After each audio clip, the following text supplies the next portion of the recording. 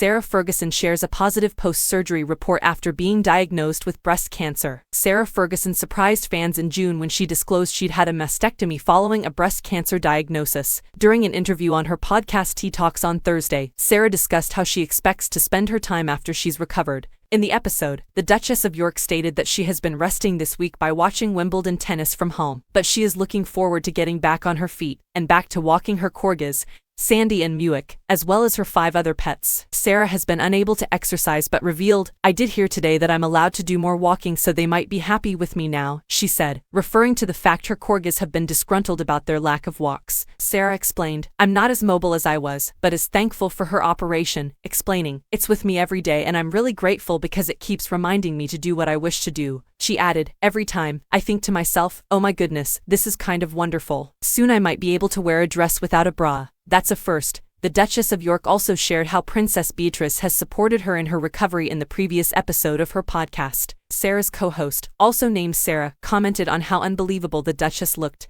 with Sarah commenting, "Beatrice chose my green dress," before adding that she'd had a disrupted journey to work that morning, relating to her oldest daughter. "I was in the car today before coming in to do the podcast, and I asked the driver, 'Can you turn around?' I went back into the room to hug Beatrice because I really wanted to, just to express gratitude. And Beatrice said, 'Mum, I thought you'd gone, but I didn't.'" Sienna was fast sleeping. Sarah's co-host said that her cancer struggle must be scary for Eugenie and Beatrice, to which Fergie responded, "It's scary for any family member out there." She went on to say of her upbeat attitude towards her ordeal, Sarah said, "It's not okay, it's not bravery, it's not courage, it's about understanding that you're not going to feel as you did for a bit, so don't try and be a superhero, take many steps." Speaking of the day of her surgery, Sarah explained that having her mastectomy and reconstructive surgery on the same day was very time-consuming to have both done at the same time. "I walked straight into critical care at 6:30 in the morning and I felt a little bit wobbly," she said before thanking the NHS workers who cared for her. "I've written to every single one of the wonderful nurses who looked after me. They gave me round-the-clock care to ensure nothing was infected.